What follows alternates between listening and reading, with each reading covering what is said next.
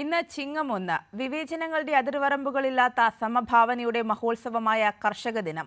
ഒരായുസ് മുഴുവൻ മണ്ണിൽ പണിയെടുത്ത നമുക്ക് അന്നം വിളമ്പുന്ന കർഷകരുടെ ദിനം.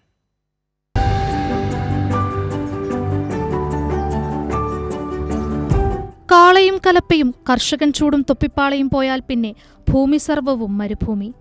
ഇന്ന് ചിങ്ങം 1 കർഷക ദിനം. ജാതിമത വർണ്ണലിംഗഭേദമില്ലാതെ സമത്വത്തിന്റെ മഹത്തായ ആശയങ്ങൾ വിളിച്ചോതുന്ന മഹോത്സവം. മഴയിൽ വെള്ളത്തിൽ മുങ്ങിക്കിടക്കുന്ന പാടങ്ങളും കൃഷിയിടങ്ങളും കൃഷിക്കായൊരുക്കി കർഷകൻ പൊന്നിൻ നിറമുള്ള നെന്മണി വിളയിച്ചെടുക്കുന്ന പൊന്നിൻ ചിങ്ങമാസം.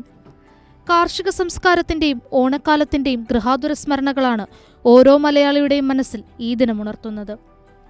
എന്നാൽ പ്രകൃതി നൽകിയ തിരിച്ചടികളുടെ കണ്ണീർ കയങ്ങളിൽ മുങ്ങി നിവർന്നാണ് കേരളം ഇന്ന് കർഷക ദിനം ആചരിക്കുന്നത്.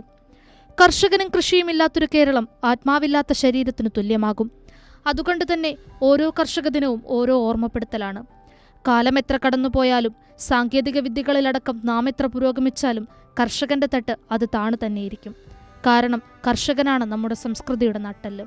മറ്റുള്ളവന്റെ വയറു നിറയ്ക്കാൻ ഇടതടവില്ലാതെ മണ്ണിനോട് മല്ലടിക്കുന്നവനായി മാറ്റിവെച്ച ഈ ദിനത്തിൽ കാർഷിക സമൂഹം അനുഭവിക്കുന്ന വെല്ലുവിളികളിലേക്കും നാം ഒന്ന് ശ്രദ്ധയൊന്നേണ്ടതുണ്ട്. രാജ്യത്തുടനീളം നീതിക്ക് വേണ്ടി കർഷകൻ തെരുവിലിറങ്ങുമ്പോൾ എന്നും അവരെ ചേർത്തു പിടിക്കുകയാണ് നമ്മുടെ സംസ്ഥാനം. നെൽകൃഷിയിലും പച്ചക്കറി കൃഷിയിലും അടക്കം എല്ലാ കൃഷിയിലും ഗണ്യമായ തോതിൽ കേരളത്തിൽ വർധനവുണ്ട്.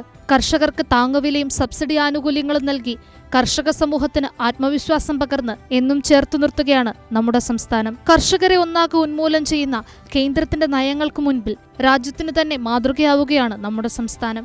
ഈ കർഷക ദിനം കേന്ദ്രത്തിന്റെ ഫാസിസ്റ്റ് ഏകാധിപത്യത്തിനെതിരെ കർഷക ജനതയ്ക്ക് ഐക്യദാർഢ്യം പ്രകടിപ്പിക്കാനുള്ള ഒരു അവസരം കൂടിയായി മാറട്ടെ എന്ന് പ്രത്യാശിക്കാം. News desk Kairali news.